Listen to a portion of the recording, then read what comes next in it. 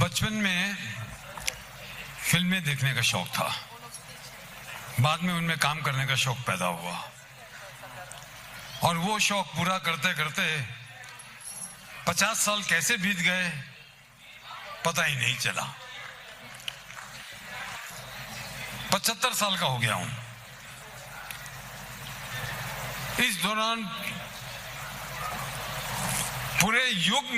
पूरा युग बदल चुका है, सब टेस्ट बदल चुका है। मैं ऊपर वाले का बहुत शुक्रगुजार हूं कि आप लोगों का प्यार नहीं बदला। Thank you.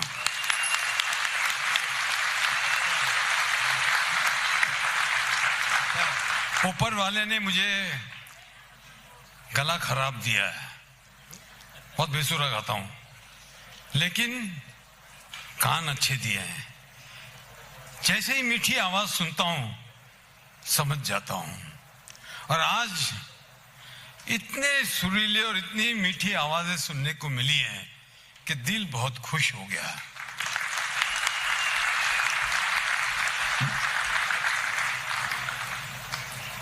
मेरी दूर की नजर कमजोर हो गई है, लेकिन मैं ये देख सकता हूं कि ये लोग बहुत दूर तक जाएंगे।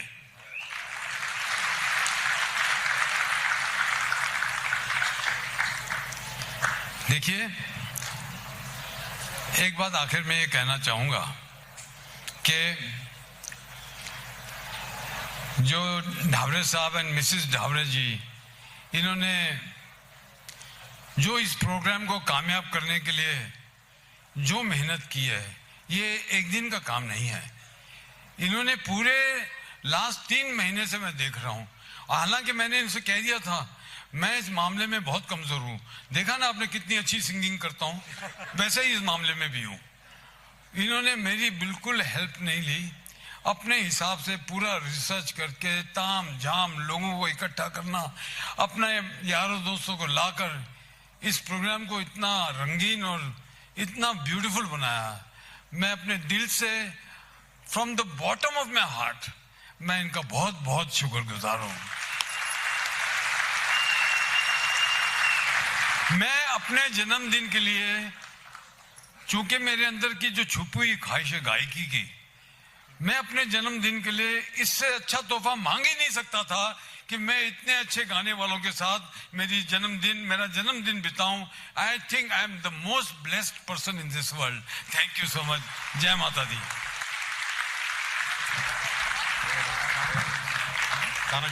Sir, 1 minute. हम चाहेंगे कि डॉक्टर भावना ढाबरे जी 2 शब्द कहें। ये आपके पति का हुक्म है, लोगों के सामने मान लीजिए।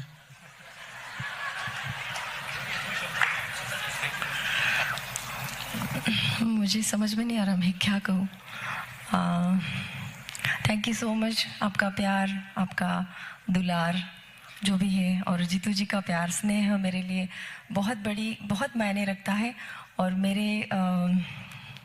मैं क्या कहूँ, सोनू जी आप आए, शान जी, सभी लोग इस बहाने मेरी बात रखी सभी ने, और मुझे मेरा हौसला बढ़ाया। इसके लिए सबकी मैं बहुत बहुत तहे दिल से शुक्रगुजार हूँ। Thank you so much.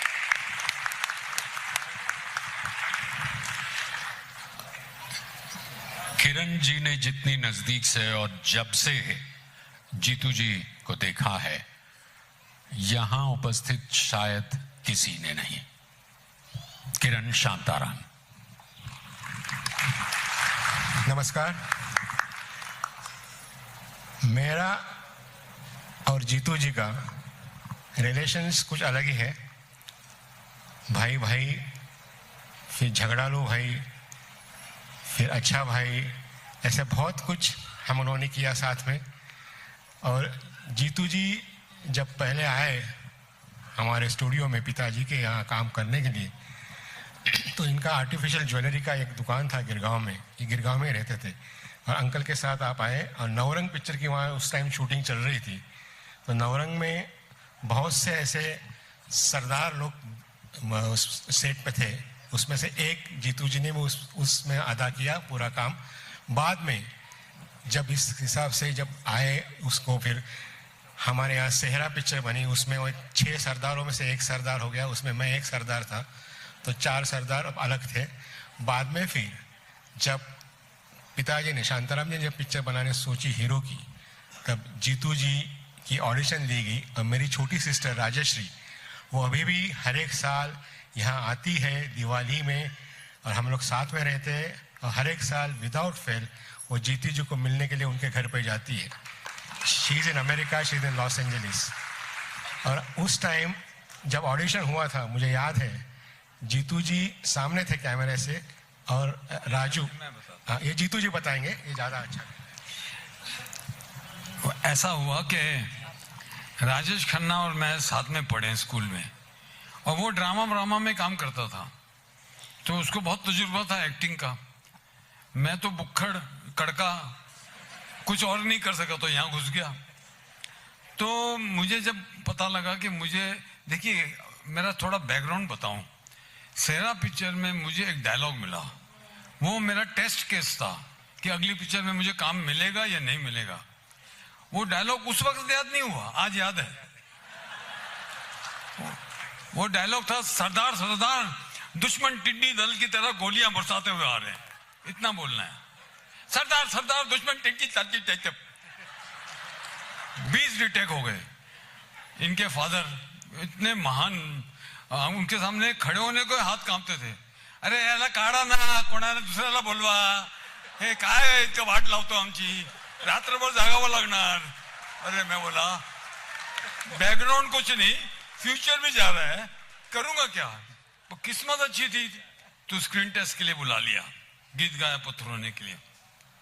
तो राजेश खन्ना को पकड़ा, वो केसी कॉलेज की कैंटीन में बैठकर दिन भर रिहर्सल कराई।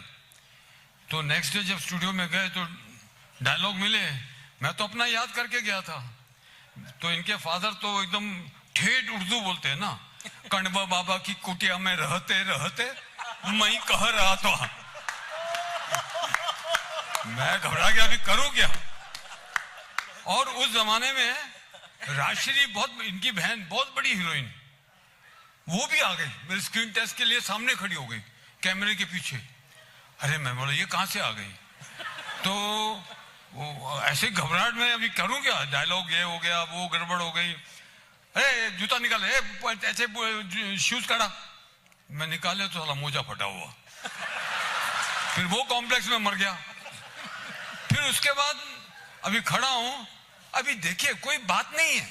इनकी बहन आज मेरी बेस्ट फ्रेंड है। उस दिन ए पापा पापा अपने फादर को बोल रही है, ए अच्छा नाकातले केस बड़ी कर मोठे आहेत ना।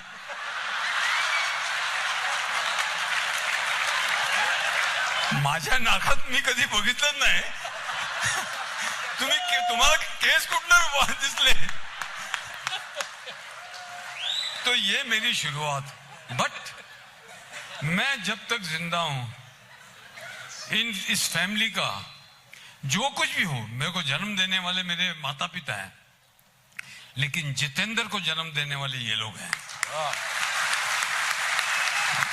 मैं एक लो मिडिल क्लास का लड़का, राजश्री और ये इनकी छोटी बहन तेजू, तीनों मेरे घर पे मेरे फटे फुटे फ्लैट में आते थे, और मैं इतना घबराता था कहाँ आ गए।